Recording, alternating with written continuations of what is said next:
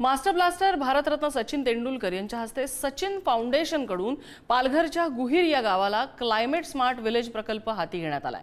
वाडा तालुक्यातील गुही या गावामध्ये तब्बल 130 कुटुंबांना घरगुती वापरासह शेतीसाठी सोलर मार्फत मोफत वीज पुरवठा आणि पाणी पुरवठा केला जाणार आहे। सचिन तेंडुलकर, सारा तेंडुलकर आणि सानिया तेंडुलकर या तिघांच्या हस्ते आज हा उद्घाटन सोहळा पार पडला।